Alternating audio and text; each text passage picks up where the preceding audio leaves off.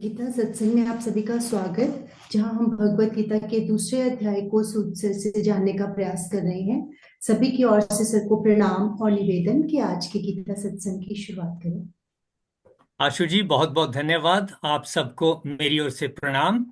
आ, आगे चर्चा शुरू करते हैं। कल हमने श्लोक 8 के बारे में, अध्याय 2 श्लोक 8 के बारे में बातचीत की थी। उसको एक बार मैं पढ़ दूं, उसको थोड़ा सा रिवाइज कर लें और फिर आगे चलेंगे। उसमें कहा, क्योंकि भूमि में निष्कंटक धन धान्य संपन्न राज्य को और देवताओं के स्वामी पने को प्राप्त होकर भी मैं उस उपाय को नहीं देखता हूं जो मेरी इंद्रियों को सुखाने वाले शोक को दूर कर सके। अर्जुन ने यह कहा। इस श्लोक से यह पता चलता है कि शोक यानी जो हमारे मन की उदासी है, यह हमारी इंद्रियों को सुखा देती है, उनको इनएक्टिव करती है, डिटीरियोरेट करती है। और इंद्रियां कौन कौन सी हैं? 11 इंद्रियों के बारे में आमतौर पर बातचीत होती है।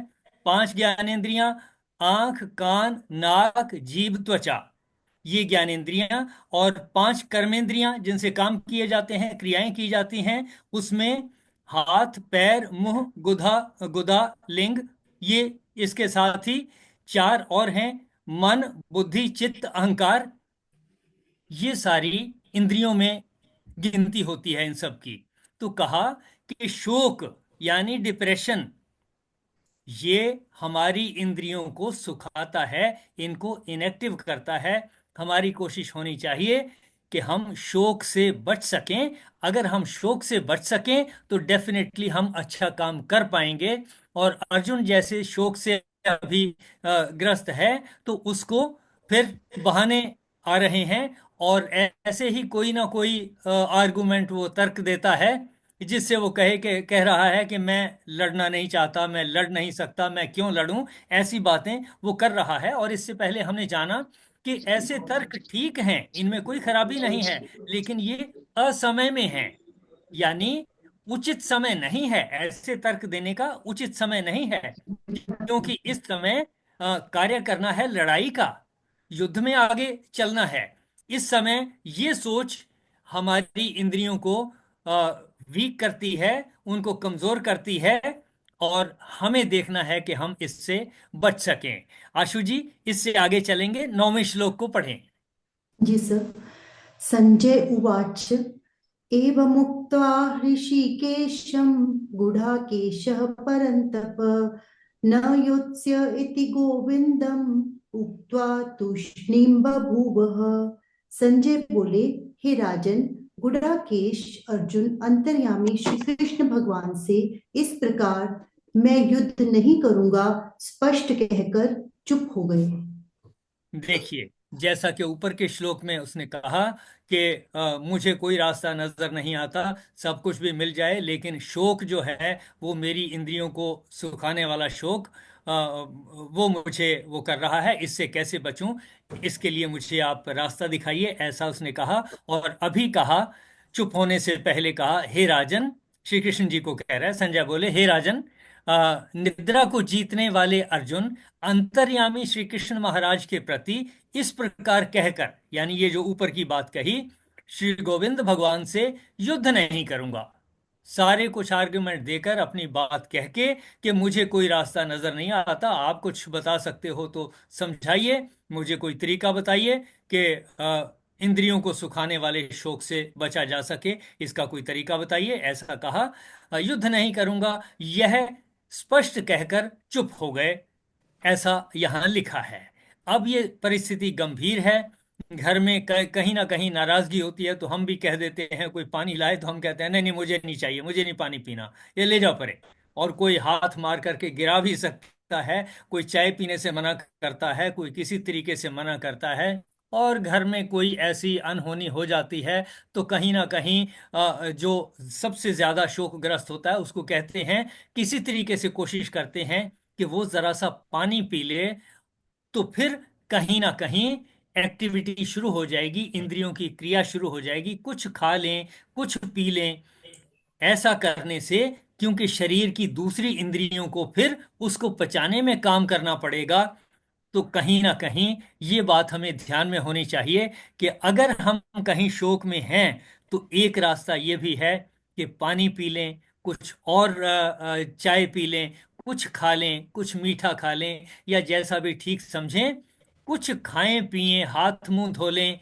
ऐसी कुछ क्रिया करने से, यानी सब में से कुछ एक इंद्रियों को भी एक्टिवेट करने से, जिनमें सबसे इंपॉर्टेंट जो है जीभ से है। यानी अगर मुख से हमने कुछ पी लिया, खा लिया, और कुछ हमने बोला और किसी और की बात सुनी, तो डेफिनेटली हमारी इंद्रियां क्रियान्वित हो जाएंगी, उनमें क्रिया शक्ति बढ़ जाएगी, एक्टिवेट होनी शुरू हो जाएंगी। और किसी भी विषाद से, शोक से बाहर निकलने का ये एक पहला तरीका है, जिसको आमतौर पे सभी इस्तेमाल करते हैं। और हमें याद भी रहना चाहिए कि अगर ऐसी परिस्थिति में कोई कुछ कहे तो फिर हमें खा लेना चाहिए। मुझे याद है जिस समय हमारे पिताजी गुजरे तो सभी शोकग्रस्त होते हैं। मैंने कहा कोई बात नहीं, आप मुझे दीजिए, मैं पीता हूँ चाय। मैंने कईयों को चाय पीने के लिए कहा, पानी पीने के लिए कहा, कोई तैयार नहीं होते थे। मैंने ही कहा ठीक है मैं पीता हूँ, आप मेरे साथ पीजिए। ऐसा कभी कभी होता है, लेकिन मैंने ये प्रयास भी किया। ये तब होगा जब हमारे मन में एक विचार है, ख्याल है कि ऐसा करने से हम शोक से बाहर आ सकते हैं और अपनी इंद्रियों को एक्टिवेट कर सकते हैं। चलिए आशु जी आगे चलते हैं।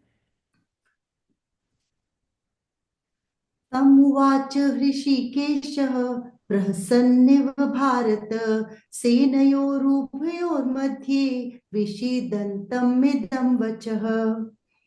हे भरतवंशी धृतराष्ट्र, अंतर्यामी भगवान श्री कृष्ण दोनों सेनाओं के मध्य विषादग्रस्त उस अर्जुन को हंसते हुए से यह वचन बोले।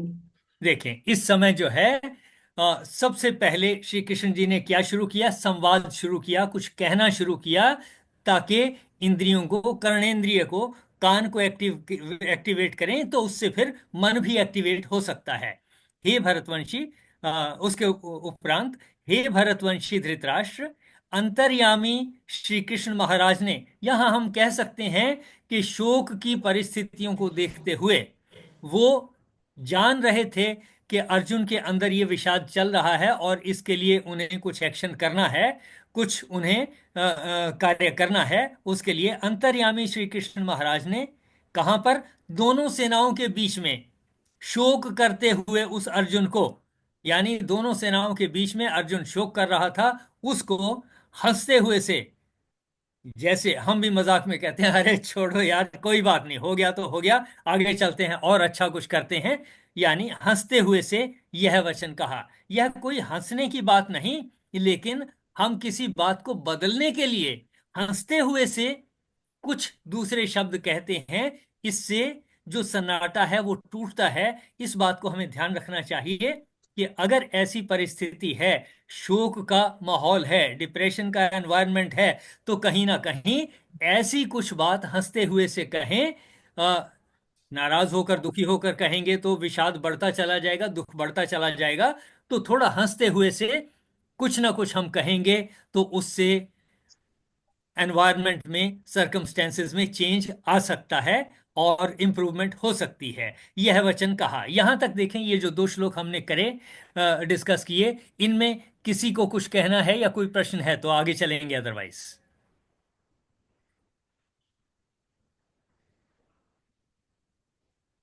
चलिए आशु जी आगे चलते हैं। श्री भगवान उवाच अशोच्यानन्वशोचस्त्वं प्रज्ञावादांश्च भाषसे गतासून गतासूंश्च नानुशोचन्ति पंडिताः। श्री भगवान बोले, हे अर्जुन, तू शोक न करने योग्य मनुष्यों के लिए शोक करता है और पंडितों के से वचनों को कहता है, परंतु जिनके प्राण चले गए हैं और जिनके प्राण नहीं गए हैं उनके लिए भी पंडित जन शोक नहीं करते। देखें यहां पर अगर हम दैनिक जीवन में देखें, हमारे जीवन में, घर परिवार में किसी की मृत्यु हो गई, किसी को कष्ट आ गया, परेशानी आ गई, आपस में झगड़ा हो गया, ऐसी परिस्थितियों में उदासी तो आती है।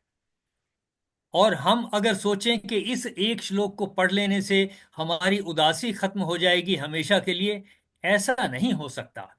तो यहां थोड़ा सा हमें समझने की जरूरत है कि ये किस परिप्रेक्ष्य में, किन सर्कमस्टेंसेस में, किस कॉन्टेक्स्ट में श्री कृष्ण जी ने ये बात कही। कहा, त्वम तू अशोच्यान, न शोक करने योग्य मनुष्यों के लिए, यानी उन मनुष्यों के लिए जिनके लिए शोक नहीं करना।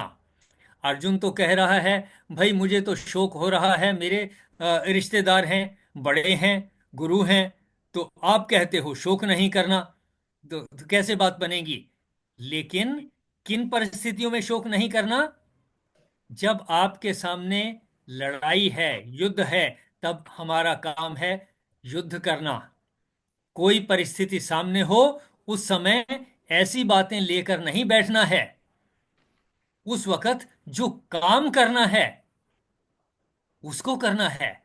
कहा, तू यानी इन परिस्थितियों में न शोक करने योग्य मनुष्यों के लिए, कि युद्ध में तो मारे ही जाएंगे, कोई बचेगा, कोई मरेगा, कोई जीतेगा, कोई हारेगा, ये तो होगा ही।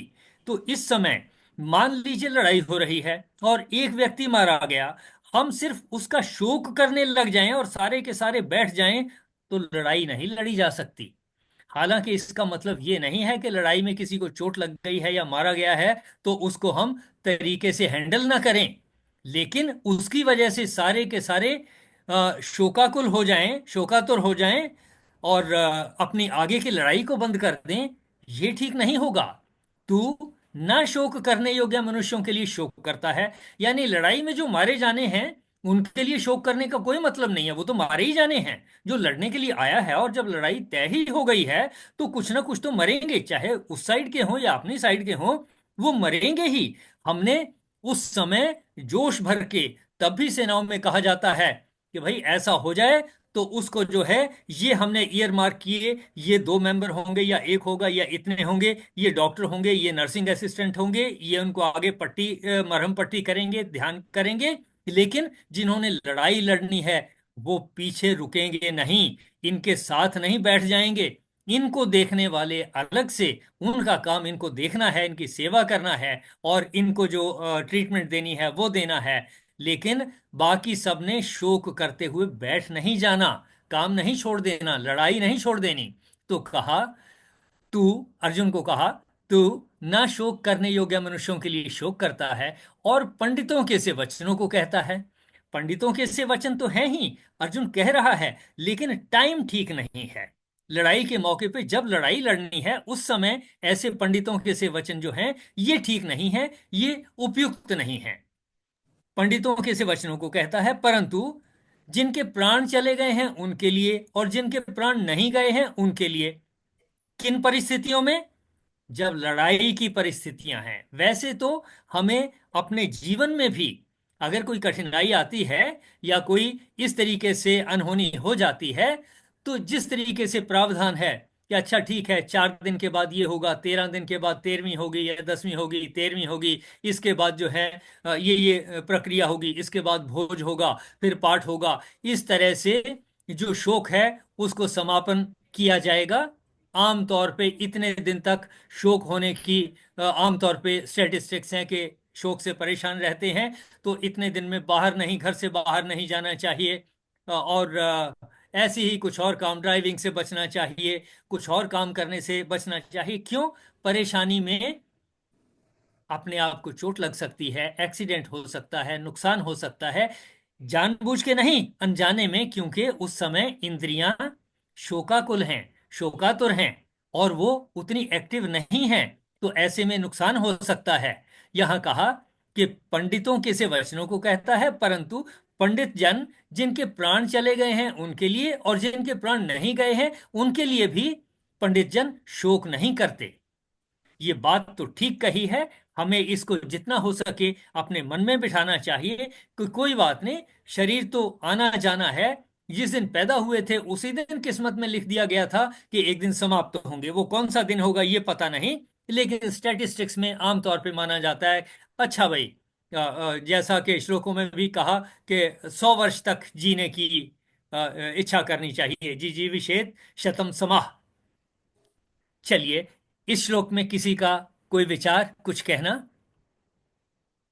हमने इतना सीखा कि हमें ऐसी परिस्थितियों में कोशिश करनी चाहिए, जो विधियां बताई गई हैं, जो नियम बताए गए हैं, उन नियमों के अनुसार हमें शोक मनाना चाहिए, घर में बैठना चाहिए, कामकाज बचना से बचना चाहिए, आग से बचना चाहिए, कोई मशीन चल रही है उससे बचना चाहिए, एक्सीडेंट ना हो जाए ऐसी चीजों से ध्यान रखना चाहिए अगर ऐसी परिस्थितियां आ जाती हैं। लेकिन अगर मैं अपनी लड़ाई, मेरी लड़ाई अगर कानून की लड़ाई है और मैं कोर्ट में जाकर के वहां शोक मनाने लगूंगा तो काम नहीं चलेगा।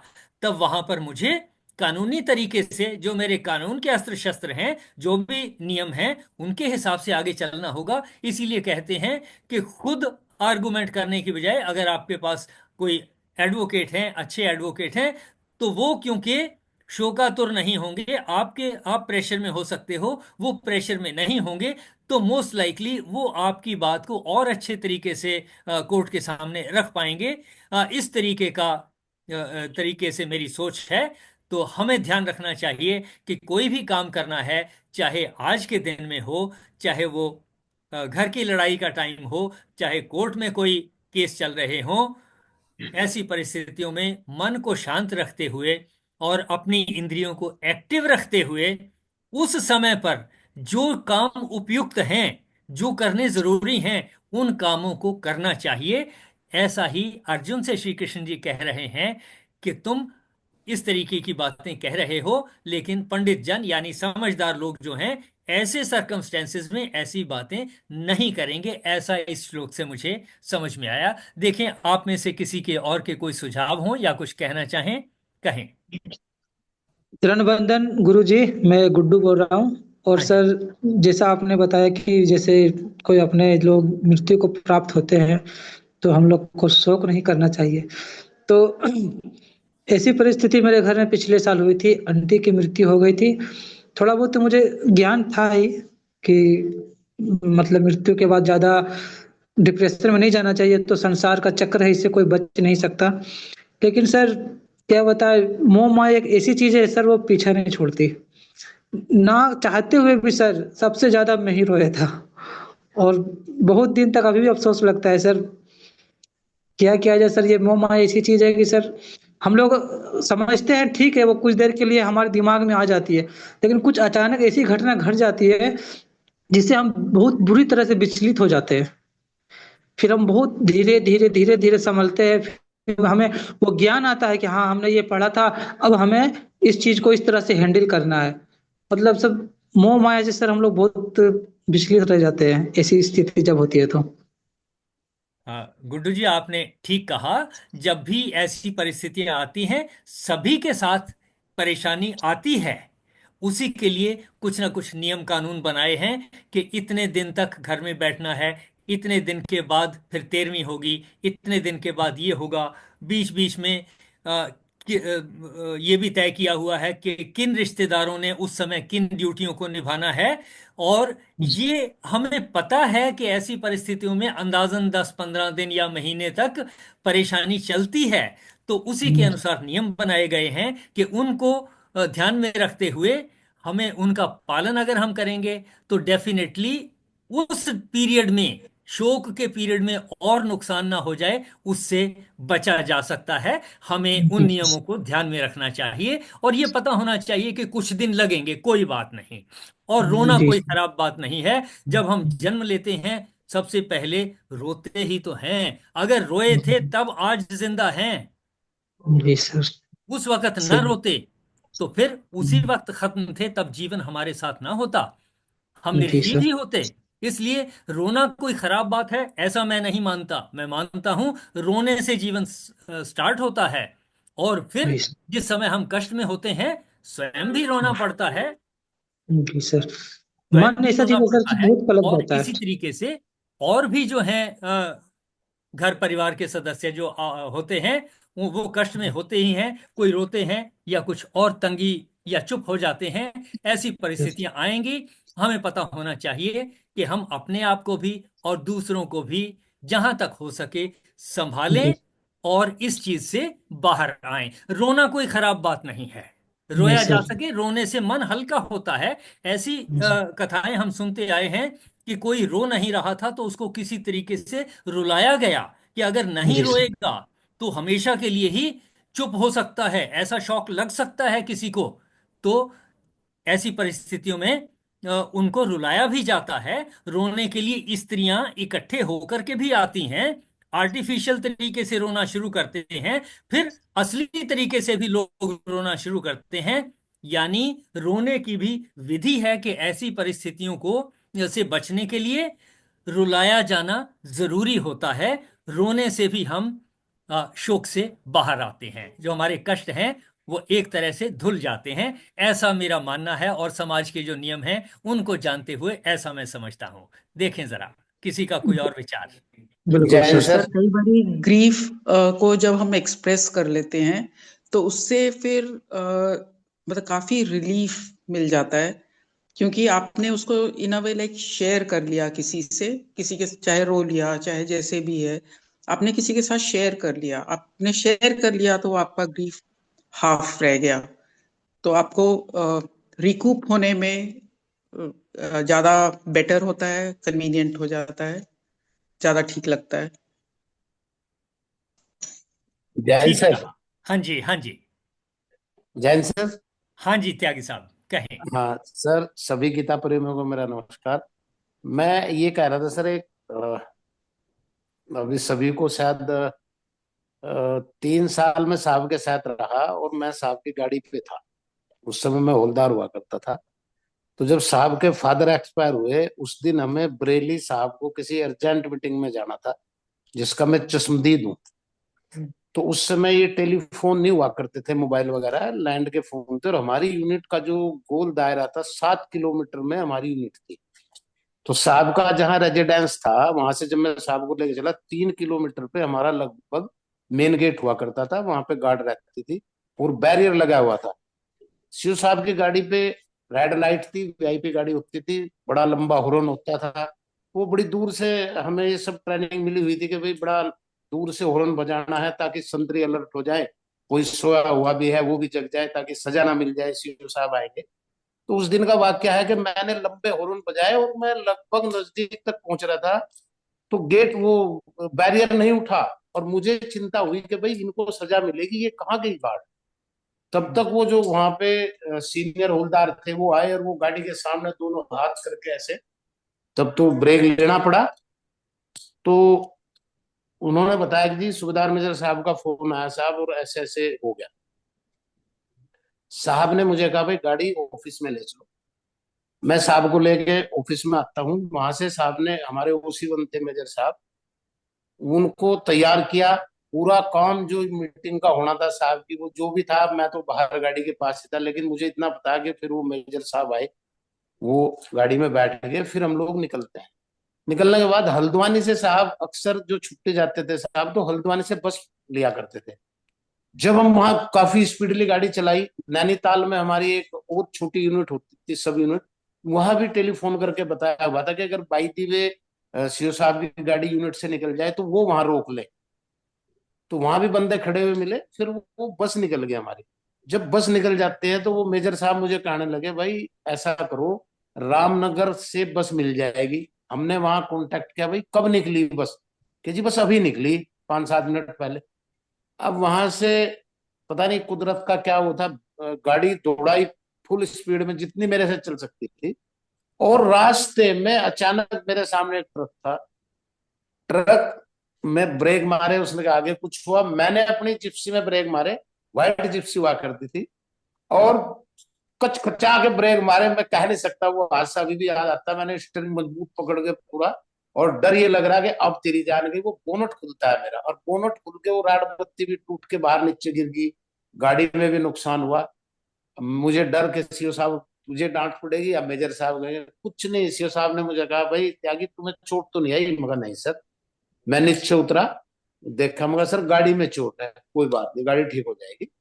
और हम फिर वहां से दौड़ते हैं। कुल मिला के मतलब उस स्थिति में साहब ने पहले जहां साहब को जाना था वो सब काम तैयार किए, एक अधिकारी वहां नियुक्त किए, वो मेरे साथ रहे। फिर रामनगर हमें बस मिली। साहब को बस में बैठाया, फिर वापस में बरेली गया।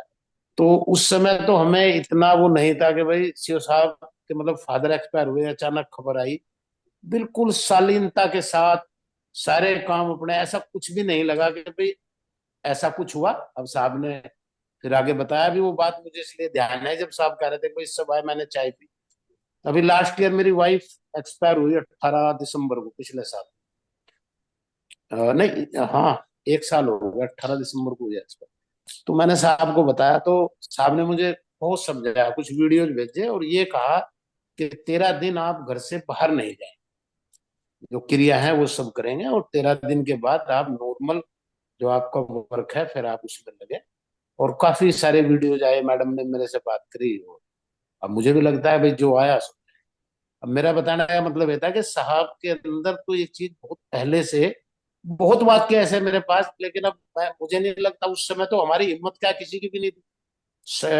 लगभग जो है 26-27 ऑफिसर थे, और 50-60 जूनियर कमीशन अधिकारी थे साहब के अंडर। बहुत बड़ी यूनिट थी हमारी वो। तो मैं यही बताना चाह रहा था कि भाई धैर्य रखने से ही काम चलेगा, जो साहब बता रहे हैं। अपने जीवन का भी जो साहब का एक्सपीरियंस है वो भी है, प्लस जो बता रहे हैं वो। थैंक यू सर, बहुत टाइम ले लिया मैंने। त्यागी साहब, धन्यवाद, आपने रिमाइंड कराया। लेकिन जो हमने श्लोकों से जाना वो ठीक यही है कि हम इन श्लोकों को अपने जीवन में उतारें। इनसे हम हर रोज एक एक पॉइंट करके सीखें और आगे बढ़ें। आशु जी, आप इसके बारे में जो भी कहना चाहें। आज की चर्चा को इसी श्लोक तक हम सीमित रखेंगे आज। देखें किसी और से, या आप कुछ कहना चाहें उसके बाद समापन की ओर चलेंगे। अभी से अनुरोध, यदि कुछ आप ऐड ऑन करना चाहें या कुछ बताना चाहें तो जरूर बात कर सकते हैं। सर, वो जो आपने कल इंद्रियों को सुखाने वाली बात की थी ना, वो आज क्लियर हो रही थी जब आप समझा रहे थे कि जब हम शोक में होते हैं, वाकई जब कोई थोड़ा सा आके टच भी करता है तो कितना रिलीफ मिलता है। कुछ कईयों का हाथ, थोड़ा सा सिर पे भी हाथ कोई रखता है तो कितना शांति मिलती है। और ऐसे जब गुस्से में होते हैं तब कोई टच करता है आके तो लगता है हाथ डालो, हमें छुओ ना बिल्कुल भी। तो वो टच वाले जो आपने 5 सेंसेस की बात करी है वो वाकई। और एक यहाँ पे हमारे नेबर हैं, वो भी कहते हैं कि जब मैं बहुत डिप्रेशन में चला गया था तो डॉक्टर ने यही बोला था कि जब आपको डिप्रेशन होने लगे तो आप बाहर वॉक पे चले जाओ या किसी से बातें किया करो, आपने अंदर नहीं बैठना है बिल्कुल बिल्कुल भी। तो अलर्ट रहेंगे और इन चीजों को अगर सुना है याद रखेंगे तो आ, हमने देखना है कि हमने रोगी बनना है या चिकित्सक बनना। मतलब कृष्ण जी चिकित्सक है और अर्जुन इस समय रोगी है। तो अगर हम अपने ऊपर वर्क करें तो हम किसी को हेल्प भी कर सकते हैं, या फिर हम हमेशा खुद ही हेल्प ढूंढते रहें। दोनों ऑप्शन हमारे पास में है। आशु जी, नमस्ते सर, आपने। हिमांशु। हाँ जी, हाँ जी, बोलें। हिमांशु, चरण वंदन सर आपको और सभी को मेरी नमस्ते। सर, मैं भी अपने कुछ एक्सपीरियंस बोलना चाहूँगा। एक्चुअली मेरी लाइफ लाइफ में एक्चुअली मेरे जो फादर थे वो बहुत ब्रेव है एक्चुअली। उन्होंने मुझे पहले से ना बहुत इस विषय में ना समझाया था। जब मैं छोटा था तो मुझे बोलते थे कि बेटा, अगर अब कोई आपके साथ ऐसा इंसिडेंट हो, जैसे कि सपोज करिए मैं एक्सपायर हो जाऊं या आपकी मम्मी एक्सपायर हो जाए, तो रोने वाला काम नहीं करना है आपको, जो है ना, और जो है ना पुरुषार्थ वाले काम करने चाहिए, और जो है ना ब्रेवली जो है ना उस सिचुएशन को हैंडल करना चाहिए। उन्होंने यही मेरे को बोला था। और वो बोले थे कि जो लोग रोते रहते हैं बैठे, वो नहीं करना चाहिए, और जो है ना जो होना है वो तो होता ही है, और वो नॉर्मल जो हमारे रिचुअल्स हैं उनको फॉलो करना चाहिए एक्चुअली। तो वो ही चीज है। बट ये है कि मेरे साथ में बस दो ही इंसिडेंट आए हैं लाइफ में एक्चुअली। मेरी एक तो पहले दादी थी, तो उस टाइम पे मैं थोड़ा मैच्योर नहीं था इतना। तो उस टाइम जब मैं देख रहा था लोग रोते हुए, तो मुझे बड़ी हंसी आ रही थी कि लोग कैसे रोते हैं लोग। बट जब मेरी मम्मी एक्सपायर हुई एक्चुअली 7 years अगो, तो उस तब मुझे वो फीलिंग हुई। बट उस टाइम भी मैंने, जो मेरे पापा ने मुझे एक सीख दी थी कि ब्रेवली हर सिचुएशन को हैंडल करना चाहिए, वो चीज मुझे उस टाइम बहुत काम आई एक्चुअली। उस टाइम मेरे पापा थोड़े डिप्रेस से होने लगे, तो वो भी बोलने लगे कि मैं भी अभी जो है ना, बस मेरा भी ये है, मेरा मन भी नहीं है। तो मैंने उनको जो है ना, मेरे एक्चुअली मैं थोड़ा साइंस साइड से हूँ, तो ये चीजें मेरे माइंड में की जाए ना, जब आदमी की टेंशन है ना उसको डाइवर्ट कर देना चाहिए। तो मैंने उस टाइम टीवी ऑन किया, तो उन्होंने बोला टीवी बंद कर दो। तो मैंने उनको फिर थोड़ा सा रियलाइज कराया कि पापा अगर आप ऐसे करोगे तो बताओ हमारा क्या होगा, ये तो सबके साथ सिचुएशन है। तो तब उस कंडीशन को मैंने बड़ी मेरी ढंग से बड़ा मैं हैंडल किया, तब पापा को थोड़ा सा बाहर लेकर आए। वही है, खाने पीने के लिए ना बोला उनको, थोड़ा सा ना माइंड डाइवर्ट किया, तो वो थोड़े रिलैक्स हुए। तो अभी रिलैक्स रहते हैं पापा, बस ये है। तो ऐसा ही ये तो है सर। लेकिन सर मेरी एक बात है कि जब हम इस सिचुएशन में होते हैं ना, तो माइंड बहुत ज्यादा जो है ना काम नहीं करते एक्चुअली। तो मैं, जैसे कृष्ण भगवान उनके साथ अर्जुन के साथ आए, तो ऐसे ही किसी ना किसी की हमें आवश्यकता होती है जो हमारे अटेंशंस को जो है ना डाइवर्ट करे, और हमें जो है ना उस कंडीशन पे सही डायरेक्शन दे कि हमें क्या करना चाहिए। क्योंकि उस टाइम हमारा माइंड बड़ा फ्रीज सा हो जाता है, हम जो है ना सही डिसीजन नहीं ले पाते, क्योंकि हम शोकाकुल होते हैं अक्सर। तो मेरा ये है कि उस टाइम में हमें ना, या तो जो बड़े होते हैं उनसे थोड़ा सा लेना चाहिए, आइडिया लेना चाहिए, या थोड़ा बहुत जो है ना आध्यात्म की तरफ जाना चाहिए। क्योंकि हमारे जो है ना शास्त्र जो है ना, वो हर सिचुएशन को हैंडल करने के लिए ना, उनमें कंडीशंस, हर कंडीशन को हमें क्या करना चाहिए, उसमें ये चीजें ऑलरेडी मेंशन्ड है। तो हमें वो उन चीजों को पढ़ते हैं ना सर, तो हमें वो बहुत उस टाइम पे हमें बहुत जो है ना वो उसका बेनिफिट्स मिलता है। इसी करके मैंने गीता, मेरे को एक्चुअली, मैंने महाभारत तो देखी थी, मुझे नॉलेज तो है, गीता सार भी सुना था, लेकिन आज तक मैंने गीता नहीं पढ़ी थी। क्योंकि ये जो वर्ड्स है ना वो बहुत टिपिकल है। वो मेरी संस्कृत इतनी मेच्योर नहीं है, इतना एक्सपर्ट नहीं हूँ मैं। एक्चुअली साइंस साइड के होने की वजह से मेरे को बहुत पहले ही छोड़ दिया था, 10th के बाद मैंने साइंस संस्कृत नहीं पढ़ी। बट फिर भी घर में जितने भी वो पढ़ता हूँ, तो ये चीज है मेरा आध्यात्म से थोड़ा सा लगाव से। तो बस मैं यही कहना हाँ चाहूंगा sir. Himanshu ji, thank you. देखें ऐसे है, यहाँ से जो हमें श्लोक से समझ में आया, बहुत छोटे में आधे मिनट में बात खत्म करूंगा और फिर आज का समापन करेंगे, कि हमें जो हमारी इंद्रियां हैं, यानी अगर मैं शोक में हूं तो कुछ सुनने से फर्क पड़ सकता है, देखने से फर्क पड़ सकता है, खाने से फर्क पड़ सकता है, सूंघने से फर्क पड़ सकता है, टेस्ट से फर्क पड़ सकता है, हिलने जुलने से फर्क पड़ सकता है। ऐसी सब चीजों से हम शोक को मैनेज कर सकते हैं, डिप्रेशन के एनवायरनमेंट को मैनेज कर सकते हैं। किसी हद तक हमारे दोस्त मित्र, घर परिवार के सदस्य लोग, रिलेटिव ये हेल्प करते हैं। और अगर हम अपने मन में भी इस इन बातों का ध्यान रखेंगे और एक्टिव रहेंगे, तो डेफिनेटली हम शोक से जल्दी और आसानी से बाहर आ पाएंगे। यहाँ तक की डिस्कशन मेरे ख्याल से आज के लिए सफिशिएंट होगी। आशु जी, मेरा ख्याल है आज यहीं तक सीमित रखते हैं। इस पे और चर्चा कल कर लेंगे। समापन की ओर चलते हैं। बिल्कुल ठीक। ओम पूर्णमदः पूर्णमिदं पूर्णात् पूर्णमुदच्यते पूर्णस्य पूर्णमादाय पूर्णमेवावशिष्यते। ओम शांति शांति शांति। बहुत बहुत धन्यवाद। आप सबको मेरी ओर से प्रणाम, चरण वंदना, धन्यवाद। सभी की ओर से सर का भी बहुत बहुत धन्यवाद। कल मिलते हैं।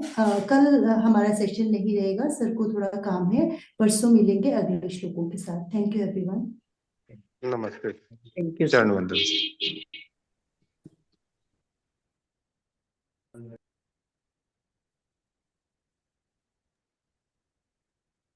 Thank you ma'am, thank you sir.